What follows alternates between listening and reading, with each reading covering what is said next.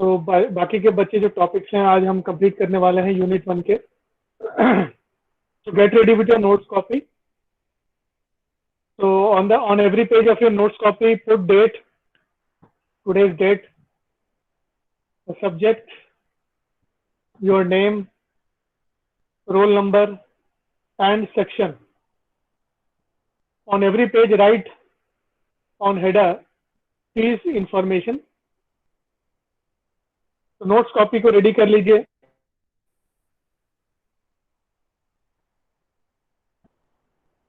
So in the last class, we had seen about the design techniques, and lastly, we had seen about design of test plans.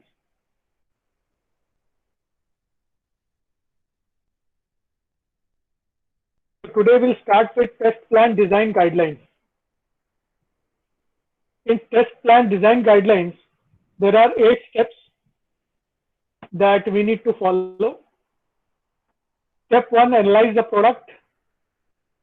Step 2, develop the test strategy. Step 3, define the test objectives. Step 4, define test criteria. Step 5, resource planning. Step 6, plan test environment. Step 7, schedule and estimation.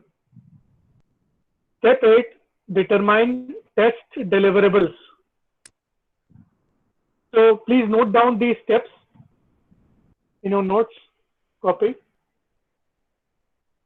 So one by one we will be discussing these steps. So step 1 में आते हैं, analyze the product. Step 1 is analyze the product. What we do here is, in order to create a test design, that how the product will be tested, what are the things that we need to test the product, we need to understand what the product is doing actually. So to analyze the product is the first step while designing the test criteria for the product. तो इसीलिए product क्या कर रहा है उसके बारे में जानकारी लेना बहुत जरूरी है. So in order to understand how to test the product, what are the efforts needed that might be needed to complete the testing, we have to understand what the product is going to do. उसके basis पे ही हम लोग test plans बना सकते हैं. So for example, if we consider a banking website project, the following points need to be analyzed to understand about the product. सबसे पहला point है who will use the website. तो बैंकिंग वेबसाइट अगर है तो who will use it. तो मेरा अगर कोई भी प्रोजेक्ट है, सॉफ्टवेयर प्रोजेक्ट है, तो who will use the software project, that is the users of the software project. तो जब प्रोडक्ट बन के निकलेगा तो उसको यूज कौन करेगा, उससे हम पता लगा सकते हैं कि जो यूजर के पॉइंट ऑफ व्यू से टेस्ट करने हैं उनका हम लोग गाइडलाइंस क्रिएट कर सकते हैं. उसके बाद नेक्स्ट क्वेश्चन हमको उसका आंसर पता रहना चाहिए, what is it used for, किस पर्पस के लिए प्रोजेक्ट को बनाया गया है. तो अगर बैंकिंग वेबसाइट प्रोजेक्ट है एग्जांपल में, तो किस लिए बनाया गया होगा, वो ऑनलाइन पेमेंट्स करने के लिए, ऑनलाइन अपने अकाउंट के स्टेटस को देखने के लिए, ऑनलाइन मनी ट्रांसफर करने के लिए, ऑनलाइन कुछ फाइनेंशियल प्रोडक्ट्स होते हैं जैसे म्यूचुअल फंड्स है या इंश्योरेंस है, ये सब खरीदने के लिए जनरली हम लोग बैंकिंग वेबसाइट को यूज करते हैं. So that will be the use. तो according to those activities, that is the usage activities, हमको टेस्ट गाइडलाइंस तैयार करने पड़ेंगे कि उस टाइप के टेस्ट हमको कंडक्ट करना चाहिए जो उसकी यूटिलिटी को टेस्ट कर पाए. So what the product is being used for helps us to test the utility of the product properly. So that information is very much needed. उसके बाद तीसरा क्वेश्चन है हाउ विल इट वर्क. उसके internal procedure, उनके internal activities में जो है उसके मॉड्यूल्स क्या रहेंगे जो वर्क करेंगे in order to achieve the overall functionality of the product. So उसकी जो इंटरनल वर्किंग है उसके बेसिस पे हमको टेस्ट क्रिएट करने पड़ेंगे। तो how will it work is again an important question to be answered. Accordingly, the test designs will be created. एक और क्वेश्चन हो सकता है, what are the software और hardware used by the product? तो नेचुरली अगर बैंकिंग वेबसाइट है, example है, बैंकिंग वेबसाइट अगर है तो we need the server, because at a time more than many thousands of customers will be logged in, will be using the product. So we need to have a network or infrastructure to cater that. We need to make the product capable of handling more than one request parallelly, जिसको multi threading बोलते हैं। अब उस type का अगर system है जिसमें multi threading use हो रहा है, तो then we need a software for that, एक प्रॉपर सॉफ्टवेयर। जैसे for example in Java, in .NET multi threading का फैसिलिटी दिया रहता है। और हार्डवेयर भी अकॉर्डिंगली होना चाहिए। सर्वर का हार्डवेयर थोड़ा अलग होता है, नॉर्मल पीसी का हार्डवेयर अलग होता है। जनरली सर्वर का हार्डवेयर में there are more than one processor that are having more than one cores, multi core processors, multiple processors होते हैं, मल्टीपल हार्ड डिस्क होते हैं। उसमें बैकअप के लिए अलग से हार्डवेयर दिया रहता है, नेटवर्क प्रोटेक्शन, बहुत सारी चीजें रहती हैं उसमें, ओवर सर्ज वगैरह के लिए, प्रोटेक्शन के लिए बहुत सारी चीजें दी रहती हैं। So that are specialized hardware and software needed to build the product, to use the product, to make the product functionable. So that also is required, क्योंकि उसके बेसिस पे फिर टेस्ट हमको डिजाइन करने पड़ेंगे। हार्डवेयर को भी टेस्ट करने का कुछ हमको टेस्ट प्लान बनाने पड़ेंगे, सॉफ्टवेयर को टेस्ट करने के कुछ टेस्ट प्लान बनाने पड़ेंगे, and so on. So who will use the product? What is, how will it be used, and what is the use of the product, and what are the software, hardware or the resources required by the product in order to work properly? ये सभी questions का answer जब तक नहीं मिलेगा तब तक हम टेस्ट डिजाइन नहीं क्रिएट कर सकते। and many more questions are there apart from these. We are the very basic questions. So what to test, how to test and what to expect from the test, ये तभी हम लोग questions के answers निकाल सकते हैं जब हम लोग को प्रोडक्ट का एनालिसिस किया हुआ रहता है, if we know about the product. So step 1 is analyze the product. Second step is develop the test strategy. Test strategy का मतलब क्या होगा कि how are we going to test the product. तो सॉफ्टवेयर प्रोडक्ट बन रहा है, बनने वाला है या बन गया। देखिए, बन रहा है, बनने वाला है और बन गया, ये तीन फेजेस, मेन फेजेस रहते हैं जहाँ पे टेस्टिंग बहुत जरूरी होता है। तो how are we going to test? तो स्टेप 1 क्या रहेगा इसमें? Scope and overview. Project overview बहुत जरूरी है। सर स्लाइड चेंज नहीं हुआ है। चेंज नहीं हुआ। स्टेप 1 दिख रहा है? Yes step sir. 2 अभी मैंने दिखाया, अभी दिख रहा है क्या? नहीं आया। यस सर, स्टेप 2 आ रहा है? सर आ रहा है। Yes sir, yes sir. Okay. So step 2 में क्या है? Develop the test strategy. Develop the test strategy का मतलब क्या है? We have to, how can we test the application, that is strategy buildup करना है कि आप प्रोडक्ट को कैसे टेस्ट करोगे। तो in order to come to a conclusion कि कैसे प्रोडक्ट को टेस्ट किया जाए, हमको क्या क्या इंफॉर्मेशन चाहिए। पहला इंफॉर्मेशन है, इसमें भी सब स्टेप्स हैं। तो पहला सब स्टेप क्या रहेगा? Scope and overview of the product हमको जानकारी लेना पड़ेगा। Accordingly we can determine how to test the application. तो प्रोजेक्ट ओवरव्यू हमको पता रहना चाहिए कि what are the boundaries in which the product is going to be built. Project overview का मतलब रहता है कि the boundaries in which the product is going to be built. Boundaries पता लग गया तो बाउंड्रीज के बेसिस पे हम लोग टेस्ट परफॉर्म कर सकते हैं कि मुझे ये चीजें ही टेस्ट करनी, इसके अलावा कोई चीज टेस्ट नहीं करनी। Define testing activities and phases to be carried out with timelines with respect to the overall project timeline. तो प्रोजेक्ट का जो प्लान होता है, प्रोजेक्ट प्लानिंग जिसको बोलते हैं, project plan is a project schedule that is based on time and resources तो time और रिसोर्सेज को पूरा एक टाइम टेबल बना के सेट किया जाता है फेज वाइज। उसके बेसिस पे हमको टेस्ट प्लान का भी फेज वाइज इम्प्लीमेंटेशन क्रिएट करना पड़ता है, because at every phase of development test has to be perform. तो मैंने जैसे शुरुआत में पिछले लेक्चर में मैंने बताया था कि टेस्ट जो होता है it is a quality assurance procedure, और ये अम्ब्रेला एक्टिविटी है। अम्ब्रेला एक्टिविटी का मतलब होता है it is a activity which has to be performed at every step of software development. इसी कारण ये प्रोजेक्ट के टाइमलाइन से मैच होना चाहिए कि प्रोजेक्ट में अगर से फॉर एग्जांपल एनालिसिस फेज चल रहा है तो उसमें एनालिसिस रिलेटेड टेस्ट होने चाहिए। जैसे ही फेज डिजाइन फेज में आ जाए, प्रोजेक्ट डिजाइन में आ जाएंगे तो डिजाइन रिलेटेड टेस्ट उसमें होने चाहिए। जैसे ही कोडिंग फेज में आ जाएंगे तो कोडिंग रिलेटेड टेस्ट उसमें होने चाहिए। जैसे ही वो मेंटेनेंस में आ जाएगा तो मेंटेनेंस रिलेटेड टेस्ट उसमें होने चाहिए।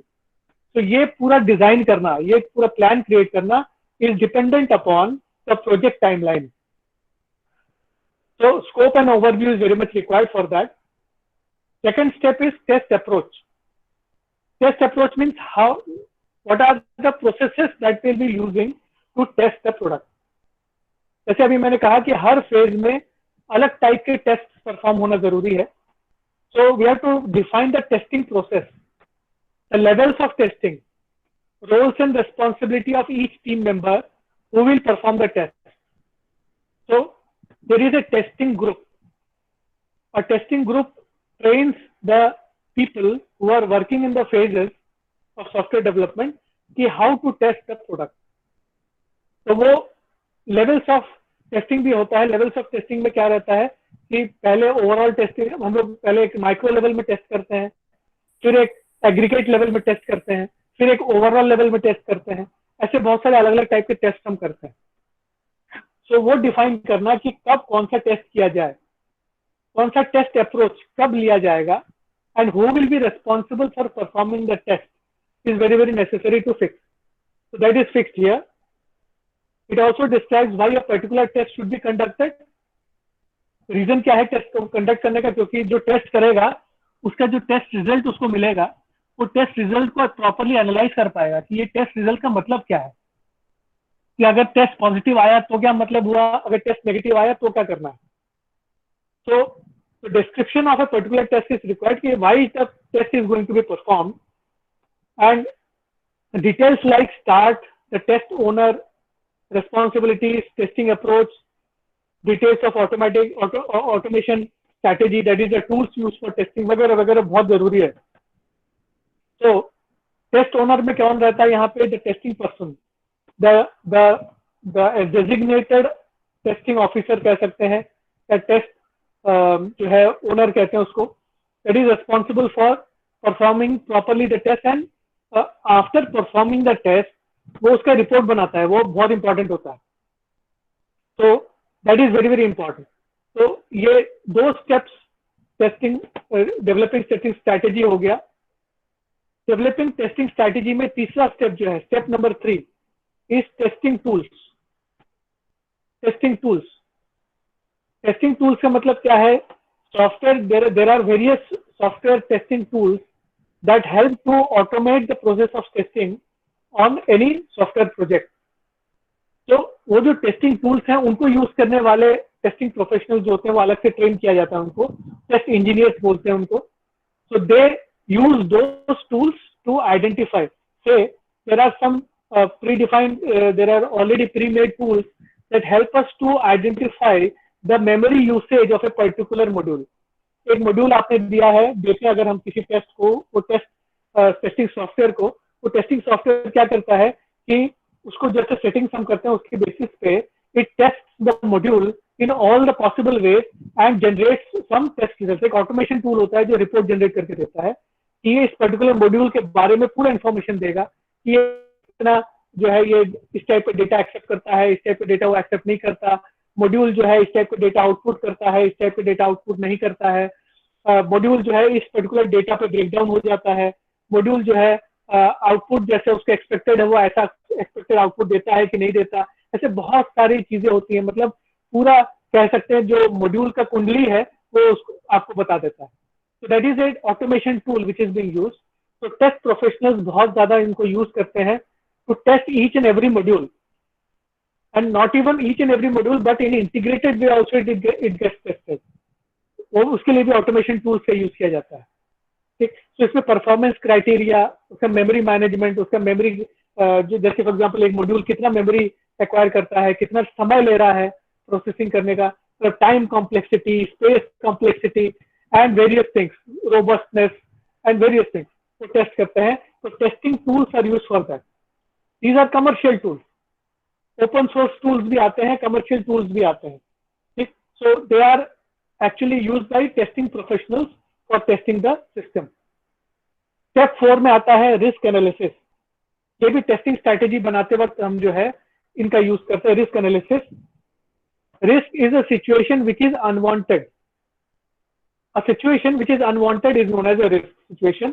That is, whenever in software development, the risk situation is whenever a condition arises which will cost money and which will cost time and which will cost other resources like human resources and other things. तो वो situation जो होता है जो schedule के को खराब करता है, सॉफ्टवेयर प्रोजेक्ट के शेड्यूल को खराब करता है, and also it will cost money and other resources, that is known as risk. तो उसका एनालिसिस बहुत जरूरी होता है कि अगर टेस्टिंग प्रोसेस हम कर रहे हैं तो उसमें क्या क्या रिस्क इन्वॉल्व है। ठीक, सो जो रिस्क इन्वॉल्व है उनको सॉल्व करने के लिए we should have some contingency planning. Contingency planning बोलते हैं, जैसे अपन ने अभी पिछली बार देखा था जो डिसीजन टेबल्स बनाते हैं, उस टाइप के टेबल्स हमको क्रिएट करने पड़ते हैं कि अगर कोई प्रॉब्लम आता है तो उसका सोल्यूशन कैसे निकलेगा। क्योंकि टेस्टिंग करते वक्त द प्रॉब्लम्स में अराइज, हिडन प्रॉब्लम्स में arise, so when they arise what should we do? तो टेस्ट करते करते प्रॉब्लम्स आ रहे हैं, डिस्कवर हो रहे हैं, as soon as the problems are getting discovered they should be mitigated। तो उसका एक प्लानिंग पहले से तैयार रखना जरूरी है, उसको हम बोलते हैं रिस्क एनालिसिस। इसमें mitigation of the risk also comes, मतलब identification of the risk and mitigation. Mitigation मतलब उसको सॉल्व करना। तो identification and mitigation of the risk is also necessary in that particular step. उसके बाद स्टेप नंबर 5 है review and approvals. Review and approvals, review and approvals से क्या मतलब होगा, that whatever test plan is being created it should be reviewed। हम review क्यों करते हैं, कोई भी प्लान बनता है उसका रिव्यू होना जरूरी है, because is the planning going according to the time and schedule, is the plan going according to the resources ज्यादा तो नहीं लग रहे, टाइम ज्यादा तो नहीं लग रहा। ये सब चीजें एनालाइज करना रन टाइम में करना पड़ता है when the test plan or the test strategy is getting implemented। That is very very important. तो हम लोग क्या करते हैं, रिव्यू करते जाते हैं एट एवरी स्टेप। इसको बोलते हैं हम लोग माइलस्टोन्स, जैसे जैसे अचीव होते जाते हैं वैसे वैसे हम रिव्यू करते जाते हैं कि हमारा प्लान के हिसाब से प्रॉपरली हमारा चल रहा है कि नहीं, टेस्ट प्लान के हिसाब से इज इट गोइंग अकॉर्डिंगली और नॉट। तो इसमें जो बिजनेस टीम है, प्रोजेक्ट मैनेजमेंट टीम है, डेवलपमेंट टीम है, सिस्टम एडमिनिस्ट्रेशन टीम है, ये सभी का इन्वॉल्वमेंट होता है इसमें। ठीक, so everybody will approve that the entire thing is going according to the plan। इसको हम लोग रिव्यू बोलते हैं। और if it is approved, तो approvals में क्या होता है, if the team approves that means we are going accordingly, so it is nothing to worry about। but अगर अप्रूवल नहीं मिल रहा है, इससे मतलब हमारा जो शेड्यूल है वो बिगड़ रहा है। तो अगर शेड्यूल बिगड़ रहा है तो additional resources are required, additional resources require होगा और उसको फिर हमको जो है ठीक से शेड्यूल पे लाना पड़ता है, ट्रैक में वापस लाना पड़ता है, वो एक अलग सा एफर्ट होता है। ठीक, so that is a detailed effort that has to be done. So this is about the developing the test strategy. इसमें ये सभी चीजें आती है। Step 1 scope and overview, step 2 test approach, step 3 testing tools, step 4 risk analysis, step 5 review and approval. ये सभी चीजें जो है डेवलपिंग द टेस्ट स्ट्रैटेजी के स्टेप के अंदर में आएगा, which is step number 2। Overall step number 2 ये है। अब स्टेप नंबर 3 आप देख रहे हैं यहाँ पे, define the test objectives. You have to define the test objectives. Test objectives means कि अल्टीमेटली टेस्ट करने के बाद उसका गोल क्या है। टेस्टिंग गोल क्या है, मतलब उसको टेस्ट क्यों किया जाए और अचीव क्या करना है उसको टेस्ट करने के बाद। तो टेस्ट करने के बाद हम क्या अचीव करते हैं कि the entire system should be bug free, कोई भी बग नहीं होना चाहिए। Bug in the sense something which should not be there in the product. जैसे फॉर एग्जाम्पल हम चाहते हैं कि एक हमारा जो प्रोडक्ट बन रहा है वो जो है लॉजिकली करेक्ट वर्क करे। अगर वो लॉजिकली करेक्ट नहीं वर्क कर रहा है, कुछ कुछ सिचुएशंस में लॉजिकली करेक्ट वर्क करता है, कुछ कुछ सिचुएशंस में लॉजिकली गड़बड़ हो रहा है, उसका आउटपुट जो है गड़बड़ दे रहा है, that means it is a bug. So we should understand what is the logic mistake which is going on. Logical mistake क्या चल रहा है प्रोडक्ट में, हमको आइडेंटिफाई करना जरूरी है। ऐसे बहुत सारी चीजें, जैसे मैं अभी लॉजिकल मिस्टेक के बारे में बोल रहा हूँ, वैसे ही हो सकता है कि डेटा प्रोसेसिंग में कोई मिस्टेक हो रहा हो, एल्गोरिथम में कुछ मिस्टेक है जो कभी कभी ठीक चलता है, कभी कभी बिगड़ जाता है।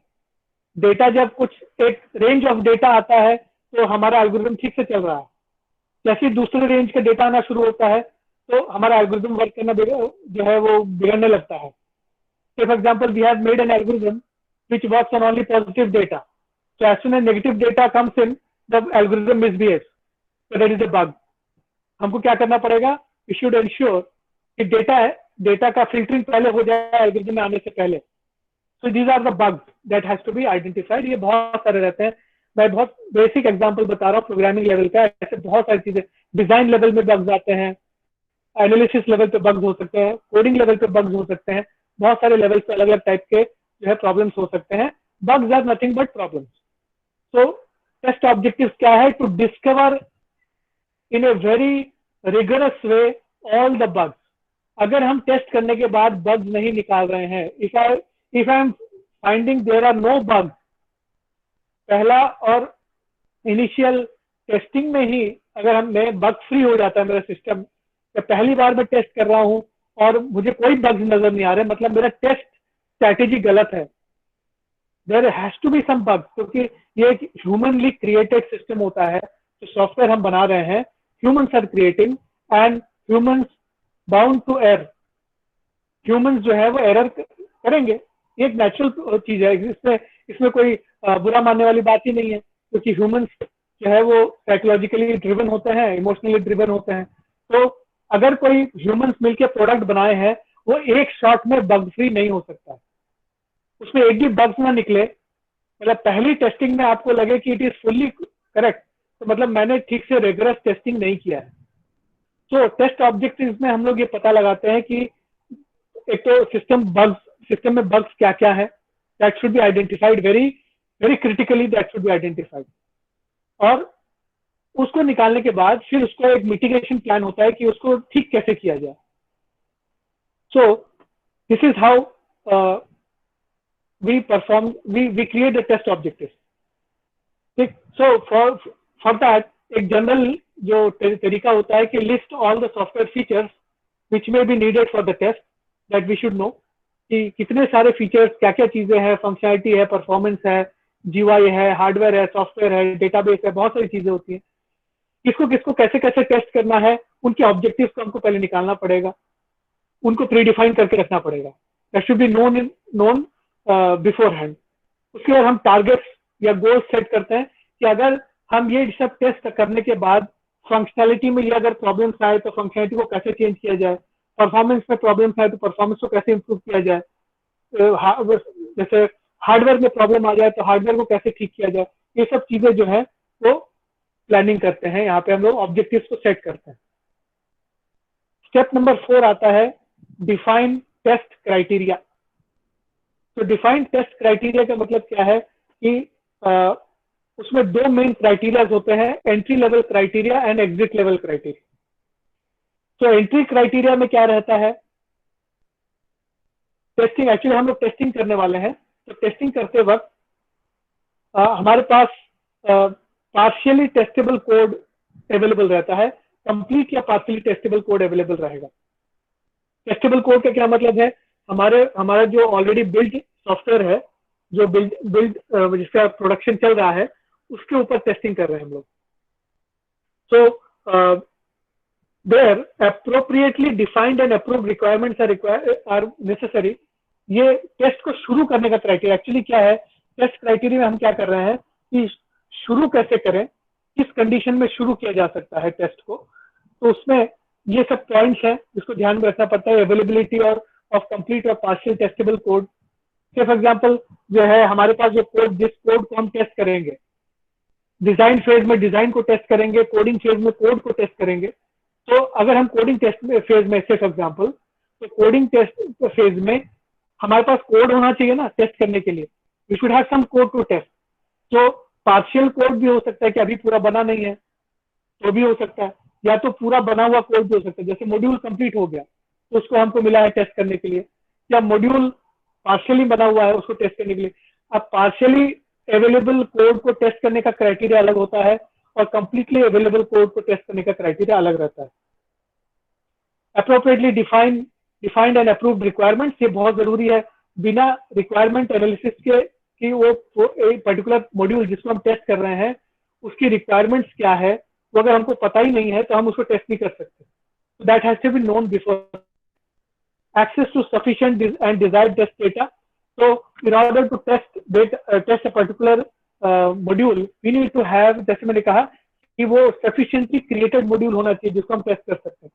जैसे मॉड्यूल बनने के बाद एक लाइन आपने लिखा उसको टेस्ट थोड़ा ना करेंगे। उसमें अगर 10,000 लाइन्स ऑफ कोड अगर है तो कम से कम 5,000 लाइन्स ऑफ कोड तो लिखे होने चाहिए, तभी तो टेस्ट करने का कोई मतलब है। 2, 4 या 10 लाइन ऑफ कोड अगर लिख दिया है तो उसको थोड़ा ना टेस्ट करेंगे। तो that is a entry criteria कि टेस्ट शुरू करना है कि नहीं करना। We should have sufficient and desired test data. Readiness of test cases are required. Readiness of test cases means that we should beforehand know what are all the things that we need to test on that particular module. तो module का information पूरा मेरे पास होना चाहिए, उसके related test की information हमारे पास होनी चाहिए, तब जाके हम टेस्ट को शुरू कर सकते हैं।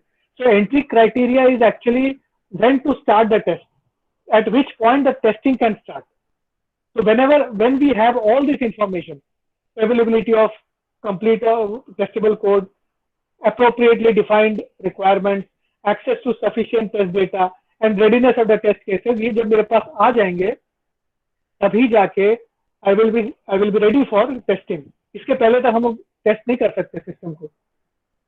अब जब टेस्टिंग हो गया, टेस्टिंग इज बीइंग डन, सब कुछ हो चुका है, टेस्टिंग होने के बाद जो इंपॉर्टेंट क्राइटेरिया बनता है एग्जिट क्राइटेरिया जिसको बोलते हैं। एग्जिट क्राइटेरिया क्या है कि ensuring all critical test cases are passed। जो क्रिटिकल टेस्ट के, जब यहाँ पे इसका मतलब क्या है, क्रिटिकल और नॉन क्रिटिकल दो टेस्ट केसेस बनते हैं। Critical test cases are those test cases whose results has to come positive, that is जो टेस्ट रिजल्ट्स है वो ऐसे आने चाहिए कि there is no bug। अगर बग्स आ गए हैं क्रिटिकल टेस्ट करने के बाद तो पूरा का पूरा जो है मॉड्यूल को रीडिफाइन, मतलब पूरा का पूरा रिकंसिडर करना पड़ेगा कि मॉड्यूल ठीक से बना नहीं है। लेकिन जो नॉन क्रिटिकल टेस्ट होते हैं जिसमें अगर थोड़ा सा अगर पॉजिटिव भी आ जाए तो कोई दिक्कत नहीं।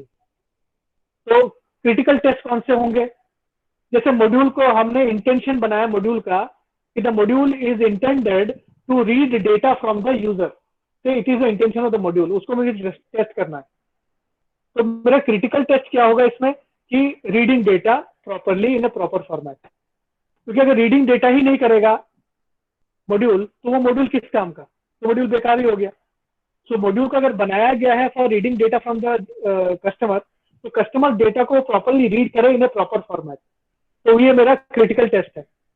और नॉन क्रिटिकल टेस्ट क्या होगा कि जो उसका यूजर इंटरफेस है, यूजर इंटरफेस थोड़ा सा बिगड़ भी जाए तो चलेगा, लेकिन प्रॉपर जो है टेक्स्ट बॉक्स दिखना चाहिए जिसमें यूजर अपना डेटा एंटर कर सके और एक सबमिट बटन जरूर होना चाहिए। ये क्रिटिकल टेस्ट में दो चीज आ जाएगा। नॉन क्रिटिकल टेस्ट में क्या आएगा, the visual display. Visual display थोड़ा सा अगर कलर उसका प्रॉपर नहीं है तो भी चलेगा, तो वो नॉन क्रिटिकल टेस्ट हो गए। और क्रिटिकल टेस्ट क्या हुआ, जिस इंटेंशन के लिए मॉड्यूल को बनाया गया है वो इंटेंशन 100% पूरा होना चाहिए, that is a critical test. तो ensuring that all the critical test cases are passed, achieving complete functional coverage। जैसे अभी मैंने कहा कि मॉड्यूल का फंक्शन क्या था, to input data from the customer, so that data has to be properly taken and process, वो उसका फंक्शन है। तो फंक्शनल कवरेज प्रॉपर होना चाहिए। उसमें अगर कोई गड़बड़ हो गया तो हमारा जो है मॉड्यूल फेल हो चुका है। Identifying and fixing all the high priority defects. जैसे अभी मैंने बताया, हाई प्रायोरिटी डिफेक्ट्स क्या होगा कि जो डेटा है उसको एक्सेप्ट तो कर लिया लेकिन प्रोसेस नहीं कर पा रहा ठीक से उसको, that is a high priority defect, क्योंकि उसी इंटेंशन के लिए तो मॉड्यूल को बनाया गया था, तो process data, input data and process data of the customer, तो that is a high priority defect. इस टाइप से हाई प्रायोरिटी डिफेक्ट्स को आइडेंटिफाई करके फिक्स करना, ये पूरा जब हो जाता है दैट मीन्स तो टेस्ट क्राइटेरिया फुलफिल हुआ है। So two types of criteria is there. One is entry criteria, that is test शुरू करने से पहले पूरा प्रिपरेशन हुआ क्या, पूरा am I prepared for the test to be conducted। एक बार ये एंट्री क्राइटेरिया सेटिस्फाई हो जाता है, पॉजिटिव हो जाता है, तब हम टेस्टिंग प्रोसेस को परफॉर्म करते हैं। तो टेस्टिंग प्रोसेस को परफॉर्म करने के बाद जो उसका रिजल्ट निकलता है उसको जब एनालाइज करते हैं उसको एग्जिट क्राइटेरिया बोलते हैं। तो एग्जिट क्राइटेरिया से हम ये पता लगाते हैं कि हमारा टेस्ट सक्सेसफुल हुआ कि नहीं, और हमारा जो मॉड्यूल है उसको अप्रूव करना है कि नहीं करना है। अप्रूव हो गया तो सक्सेसफुल हुआ, अप्रूव नहीं हुआ इसका मतलब मॉड्यूल को रीप्रोसेस करना पड़ेगा, मतलब उसको रिकोड करना पड़े या उसका डिजाइन चेंज करना पड़ेगा वगैरह वगैरह। तो this is the step number 4, define test criteria. Step number 5, resource planning. Resource planning is a detailed summary of all types of resources required to complete project tasks। तो रिसोर्स प्लानिंग जो है वो testing related जो resource planning होता है उसमें human, equipment, material सब कुछ आएगा। Any resource which is something, कह सकते हैं kind of A perishable item होता है, दैट वो लिमिटेड होता है। जैसे ह्यूमन रिसोर्सेज है, लिमिटेड है, मनी एक रिसोर्स है जो लिमिटेड है, टाइम एक रिसोर्स है जो लिमिटेड है, सॉफ्टवेयर एक रिसोर्स है जो लिमिटेड होता है, हार्डवेयर एक रिसोर्स है जो लिमिटेड है, वगैरह वगैरह। ये सभी चीज का प्लानिंग जरूरी है, बिकॉज कोई भी रिसोर्स लिमिट से ज्यादा कहीं पे यूज नहीं होना चाहिए। अगर लिमिट से ज्यादा यूज होने लगेगा तो प्रोजेक्ट शेड्यूल खराब होगा और प्रोजेक्ट का कॉस्ट बढ़ जाएगा। तो resource planning is a very very critical activity to be done. इसमें जैसे अभी मैंने कहा, अलग अलग टाइप के रिसोर्सेस का जो है प्लानिंग बहुत जरूरी होता है। That is planning of resources at every step of software development। So resource planning is an important factor for test planning, required for test planning, which helps to determine the number of resources that are required for the project। Okay? So determine the number of resources because it is costly. Every resource is costly। Okay? Therefore, the test manager can make the correct schedule। Only the test manager जो है he is responsible, he or she is responsible for making the correct schedule and estimation of the project according to the resources available। तो resource का list पहले से तैयार रहता है, हमारे पास अवेलेबल रिसोर्सेज क्या है, हम उनके बेसिस पे ही अपने कैपेबिलिटी को ध्यान रखते हुए प्रोजेक्ट की प्लानिंग करते हैं और टेस्ट की प्लानिंग करते हैं। और इसका रिस्पॉन्सिबिलिटी किसके पास रहेगी? टेस्ट मैनेजर के पास इसका रिस्पॉन्सिबिलिटी रहता है, क्योंकि टेस्ट रिलेटेड बातचीत चल रही है, इसलिए ये टेस्ट मैनेजर का काम होता है। अगर यही चीज प्रोजेक्ट रिलेटेड अगर हम डिस्कशन करते होते तो ये प्रोजेक्ट मैनेजर का रिस्पॉन्सिबिलिटी बन जाता है रिसोर्स प्लानिंग। क्योंकि हम लोग टेस्ट गाइडलाइंस के ऊपर बात कर रहे हैं, टेस्ट क्या बोल डिजाइन के बारे में बात कर रहे हैं, इसीलिए ये जो रिसोर्स प्लानिंग का काम है वो टेस्ट मैनेजर का रिस्पॉन्सिबिलिटी बनता है। अब यही चीज अगर हम प्रोजेक्ट के बारे में बात करते होते, प्रोजेक्ट डेवलपमेंट के बारे में, तो प्रोजेक्ट शेड्यूल के बारे में, तो वो प्रोजेक्ट मैनेजर का रिस्पॉन्सिबिलिटी बन जाता रिसोर्स प्लानिंग करने का। ठीक, so this is the responsibility now is the responsibility of the test manager to perform resource planning. उसके बाद आता है step number 6, plan test environment. Planning of the test environment. ठीक, टेस्ट एनवायरनमेंट का मतलब क्या है? बहुत सिंपल सा चीज है, जो टेस्ट बेड्स आप क्रिएट करेंगे, the simulated environment in which our modules will be tested। Simulated है, it's not actual environment, but it mimics the actual environment। से आपने एक ऐसा मॉड्यूल बनाया है जो network multiple request at a time cater करता है। तो आपने एक्सपेक्ट किया है कि एक मॉड्यूल को, जैसे बैंकिंग मॉड्यूल बना है, तो बैंकिंग मॉड्यूल में हम एक्सपेक्ट करते हैं कि एट ए टाइम कई हजार लोग कस्टमर्स एक साथ लॉगिन करेंगे, कई हजार से कई लाख कस्टमर्स एक साथ लॉगिन करेंगे, क्योंकि इंटरनेट पे से लॉगिन करेंगे तो कई लाख लोग एक साथ लॉगिन कर सकते हैं। तो हम टेस्ट बेड को कैसे बनाएंगे? एक आर्टिफिशियल एनवायरनमेंट बनाएंगे जहाँ पे 1 लाख रिक्वेस्ट एक साथ उस मॉड्यूल पे दिया जाएगा और हम टेस्ट करेंगे कि whether that module is capable of handling 1 lakh requests at a time or not. तो जो टेस्ट बेड होता है, एक टेस्टिंग एनवायरनमेंट होता है, that is an artificially created environment that mimics or emulates the actual environment which is used for testing. तो जितने भी टेस्ट केसेस हैं हमारे पास, सभी टेस्ट केसेस को हम उसी एनवायरनमेंट को यूज करते हुए इंप्लीमेंट करते हैं, so that to test a particular module or a set of modules. तो इसमें हार्डवेयर, सॉफ्टवेयर दोनों इंक्लूड हो जाता है. सो टेस्ट एनवायरनमेंट का प्लानिंग के लिए हार्डवेयर, सॉफ्टवेयर सब चीज की जरूरत पड़ती है फॉर टेस्टिंग पर्पसेस. उनको हम टेस्ट बेड्स या टेस्ट एनवायरनमेंट्स कहते हैं. They are artificially created hardware and software environments that mimic or emulate the actual environment, actual practical environment. ठीक. So ये बहुत इंपॉर्टेंट स्टेप होता है. ये हम लोग it has to be created to mimic the production environment. ये हमको बहुत सारे bugs और बहुत सारे problems को uncover करने में help करता है. स्टेप नंबर 7 आता है schedule and estimation. Schedule and estimation जैसे है, the words itself explain themselves that what is there should be a pre-decided schedule. Pre-decided schedule her time का पहले से हमको पता रहना चाहिए कि इतने बजे ये काम होगा, इतने दिन में ये काम होगा, इतने वीक्स में ये काम होगा. हमको डेली, वीकली, मंथली ये तीनों लेवल पे शेड्यूल्स बनाने पड़ते हैं. डेली में आवरली लेवल पे भी उसको बनाया जाता है, फिर वीकली लेवल पे जो है बनाया जाता है, फिर मंथली लेवल पे बनाया जाता है, और अगर प्रोजेक्ट बहुत बड़ा है तो ईयरली लेवल पे भी शेड्यूल बनाना पड़ता है. ठीक. So everything should be pre decided. ऐसा नहीं है कि हमारे मन में जो है हमने कर लिया, ऐसा नहीं होता. हर दिन का, हर घंटे का हिसाब रहता है कि कौन क्या क्या करेगा, who will do which work at which point of time. ये बहुत प्री डिसाइडेड होता है, बहुत ही इंपॉर्टेंट होता है. और इसका एस्टिमेशन करके रखना पड़ता है. पहले से ही प्री डिसाइडेड होता है, एस्टिमेटेड होता है कि इतना पैसा मुझे लगेगा, इतना आवर्स लगेंगे. तो money is directly related to the efforts that people do, because it is a human intensive activity. Software development is a human intensive activity. So human intensive activity means effort intensive activity है. Effort intensive activity का मतलब man hours related activity है. Man hours का मतलब a particular person, human being putting his or her efforts for 1 hour continuously. वो जो effort 1 घंटे के लिए देगा या देगी, वो जो एफर्ट है that is known as man hour. That is the quantity और the unit of calculating effort. तो कितने मैन आवर्स लगेंगे for performing a particular job. Say अभी एक एग्जांपल को आप ऑब्जर्व कर रहे होंगे, यहाँ पे टैबुलर फॉर्मेट में दिया है कि टास्क बताया गया है क्रिएट द टेस्ट स्पेसिफिकेशन. उसमें जो मेंबर है वो कौन इसको करेगा, टेस्ट डिजाइनर को करना है. The test designer is responsible. ये रेस्पॉन्सिबल मेंबर का नाम है, मतलब पोस्ट है.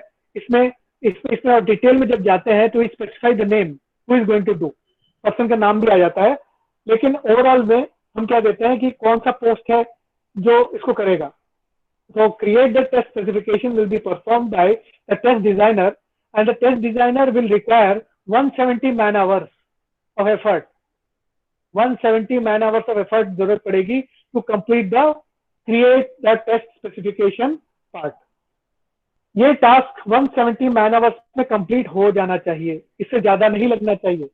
कम लगे तो बहुत अच्छी बात है, ज्यादा लगे तो गलत हो जाएगा. तो ये चीज डिसाइड पहले से हो जाती है, इसके बेसिस पे हमको काम करना पड़ता है.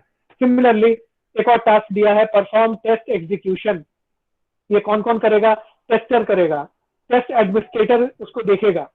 टेस्टर जो भी परफॉर्म करेगा, टेस्ट एडमिनिस्ट्रेटर उसको हेल्प करेगा, and also he will monitor whatever the tester is performing. ये टोटल मैन आवर्स लगेगा 80 मैन आवर्स लगेंगे, मतलब एफर्ट लगेगा 80 मैन आवर्स का. टेस्ट रिपोर्ट कौन तैयार करेगा, टेस्टर तैयार करेगा. टेस्टर तैयार करेगा, उसको 10 मैन आवर्स लगेंगे. टेस्ट डिलीवरी कौन करेगा, इसमें डिफाइंड नहीं है टेस्ट डिलीवरी कौन करेगा. ये जनरली जो है टेस्ट डिलीवरी जो है वो टेस्टर या टेस्ट एडमिनिस्ट्रेटर करता है, टेस्ट मैनेजर करता है एक्चुअली. तो टेस्ट मैनेजर जो करेगा वो 20 मैन आवर्स लगेंगे. तो टोटल मैन आवर्स कितने लगे, 280 मैन आवर्स लगे हैं. तो ये सभी टास्क को करने के लिए 280 मैन आवर्स लगेंगे. और ये टास्क कब कब होगा इसका भी एक टाइम टेबल बनाना पड़ता है. तो ये पूरा जो बना रहे हैं इसको बोलते हैं शेड्यूल एंड एस्टिमेशन। कौन कौन क्या क्या टास्क करेगा, कब कब वो टास्क को परफॉर्म किया जाएगा, तो हो गया शेड्यूल। और एस्टिमेशन मतलब कितने एफर्ट लगेंगे, कितने मैन आवर्स लगेंगे। तो this is the schedule and estimation testing related. Same same schedule and estimation use होता है प्रोजेक्ट रिलेटेड। जब प्रोजेक्ट के बारे में बात करेंगे, कोडिंग के बारे में बात करेंगे, तो वो कोडिंग फेज में शेड्यूल एस्टिमेशन अलग टाइप का बन जाता है। डिजाइन के बारे में बात करेंगे तो डिजाइन में शेड्यूल एस्टिमेशन अलग टाइप का बन जाएगा। मेंटेनेंस के बारे में बात करेंगे तो मेंटेनेंस का शेड्यूल मेंटेनेंस अलग टाइप, शेड्यूल एस्टिमेशन अलग टाइप का बनेगा। सो शेड्यूल एंड एस्टिमेशन जो है ये प्लानिंग का एक इंटीग्रल पार्ट है। एंड टेस्ट प्लान के बारे में बात कर रहे हैं, इसलिए जितने भी टास्क हम डिस्कस करेंगे यहाँ पे only related to test and man hours related to test. ठीक, so this is the schedule and maintenance estimation step. Last step है डिटरमाइन टेस्ट डिलीवरेबल्स। अब जो आउटपुट मिल चुका है, टेस्ट डिलीवरेबल्स जो हमको मिले हैं, उन टेस्ट डिलीवरेबल्स को एनालाइज करना बहुत जरूरी है कि वो टेस्ट डिलीवरेबल्स क्या मिलेंगे। पहले तो मिलेंगे क्या, ये पता रहना चाहिए कि हर टेस्ट का आउटपुट क्या एक्सपेक्ट कर रहे हैं हम लोग, और वो आउटपुट आने के बाद फिर उसको एनालाइज कैसे करना है। तो documents, tools and other components has to be developed and maintained in order to support the test efforts. There are different test deliverables at every phase. ठीक, तो हर फेज के लिए अलग अलग टेस्ट डिलीवरेबल्स निकलेंगे। That is result of the test, meaning of the result वगैरह वगैरह, उनको टेस्ट डिलीवरेबल्स बोलते हैं। That is the output of the test and the meaning of those output, वो टेस्ट डिलीवरेबल्स होता है। तो at every phase, analysis phase, design phase, coding phase, testing phase, maintenance phase, सभी का टेस्ट डिलीवरेबल्स निकलते हैं। और सभी टेस्ट डिलीवरेबल्स को हमको आइडेंटिफाई करके एक्शंस टेकन जरूरी होता है। इसमें actions taken is very very necessary. So what has to be taken, what the actions need to be taken when a particular test result is achieved is very very important. So that is the last step to identify the test deliverables and what to do when the test deliverables arrive. ठीक, तो to determine the test deliverables इसमें तीन major activities होता है: before the testing phase, during the testing phase and after the testing phase. तो before the testing phase हमारे पास क्या क्या डिलीवरेबल्स तैयार होने चाहिए? Test plan, test cases, test design. Test plan मतलब शेड्यूल क्या है टेस्ट का, टेस्ट केसेस मतलब क्या क्या चीजें टेस्ट करनी है, उनमें से क्या क्या चीजें एक्सपेक्ट करनी है टेस्ट करने के बाद। टेस्ट डिजाइन मतलब किस प्रकार से उसको टेस्ट को किया जाएगा, what is the process of performing the test. ये पूरा पहले तैयार होना चाहिए। टेस्ट डिलीवरेबल्स है जो बिफोर द टेस्टिंग फेज हमारे पास होना चाहिए। उसमें ड्यूरिंग द टेस्टिंग फेज हमारे पास टेस्ट स्क्रिप्ट्स होने चाहिए। कुछ सॉफ्टवेयर, जैसे फॉर एग्जांपल मैं अगर कोडिंग को टेस्ट कर रहा हूँ तो कोड को टेस्ट करने के लिए मेरे पास कुछ सॉफ्टवेयर स्क्रिप्ट्स होने चाहिए। जैसे आपने कभी अगर सुना होगा, जैसे एसक्यूएल इंजेक्शन का एक तरीका होता है। एसक्यूएल इंजेक्शन से हम क्या करते हैं, किसी भी वेबसाइट का टेस्ट करते हैं। जो इनपुट दिए जाते हैं, लॉगिन वाला जो पार्ट होता है, लॉगिन पार्ट को टेस्ट किया जाता है कि कोई भी ऐसे ही तो नहीं घुस सकता हमारे वेबसाइट में। मतलब जैसे कुछ वो डेटाबेस डीबीएमएस में क्या होता है, कुछ वाइल्ड कार्ड कैरेक्टर्स हम यूज करते हैं टू रिप्रेजेंट स्ट्रिंग्स। तो यूजर नेम पासवर्ड को कोई ऐसे करके वाइल्ड कार्ड कैरेक्टर्स लगा के तो नहीं एंट्री कर सकता सिस्टम के अंदर। तो ये छोटा सा जो मैं अभी एक एग्जांपल बता रहा हूँ, it is also known as test script. ऐसे छोटे छोटे स्क्रिप्ट होते हैं जो एक पर्टिकुलर एक्टिविटी को करने के लिए हम इंजेक्ट करते हैं in the system to test, तो उनको टेस्ट स्क्रिप्ट बोला जाता है। सिमुलेटर जैसे अभी टेस्ट बेड्स के बारे में अपन डिस्कस कर रहे थे, वो सिमुलेटर्स हैं। टेस्ट डेटा, किस टाइप का डेटा यूज किया जाएगा फॉर टेस्टिंग, जैसे कुछ रेंज ऑफ डेटा होता है, उसको डालने से टेस्टिंग ज्यादा अच्छे से कर सकते हैं, तो उनको टेस्ट डेटा कहा जाता है। टेस्ट ट्रेसेबिलिटी मैट्रिक्स, ये मैट्रिक्स होता है, इसको आप फ्यूचर में हम देखेंगे अगर टाइम मिलता है तो। Error logs and execution logs, ये सभी चीजें ड्यूरिंग द टेस्ट ये सब हमको मिलते हैं। उसके बाद टेस्ट डिलीवरेबल्स में आफ्टर द टेस्ट हमको क्या क्या हमको टेस्ट डिलीवरेबल्स मिलना चाहिए। Test reports is a major thing, बहुत जरूरी है, उसके बिना काम नहीं चलेगा। डिफेक्ट रिपोर्ट्स, क्या क्या डिफेक्ट्स है सिस्टम में। इंस्टॉलेशन और test procedure guidelines and release notes, ये एक बहुत इंपॉर्टेंट चीज है कि after the test is being done जो उसका रिपोर्ट है वो बहुत इंपॉर्टेंट होता है। That report helps us to know the current status of the project, कि प्रोजेक्ट जो है वो ठीक है भी कि नहीं है, उससे हमको इसी से अंदाजा लगता है। क्योंकि एक तरीके का बोल सकते हैं थर्मोमीटर जैसे काम करेगा। तो अगर ज्यादा वैल्यूज आ रहे हैं मतलब हमारा सिस्टम जो है वो बीमार है। अगर उसके कंट्रोल्ड वैल्यूज आए हैं, टेस्ट के रिजल्ट जो है वो सही आए हैं, इसका मतलब हमारा सिस्टम बीमार नहीं है, हमारा सिस्टम बढ़िया है, हेल्दी है। जो हम प्रोजेक्ट बनाए हैं वो हेल्दी है। तो एक कह सकते हैं हेल्थ टेस्ट हो जाता है, टेस्ट डिलीवरेबल्स से हेल्थ टेस्ट होता है। ठीक। So these are the steps, final steps. जो अभी 8 स्टेप्स मैंने डिस्कस किया है, इसको एक बार प्लीज आप रिव्यू कर लेंगे। ये जो वीडियो है आपको ऐसे मिल जाएगा, तो आप लोग इसको एक बार फिर से देख लीजिएगा। तो this concludes unit 1। Unit 1 complete हो गया है। होपफुली सबको आइडिया लगा होगा जो अभी तक अपन ने डिस्कस किया यूनिट 1 में। ठीक। सो अब नेक्स्ट जो क्लास होगा आपका मंडे क्लास होगा 27 का। मंडे आपका टेस्ट होगा यूनिट 1 से रिलेटेड।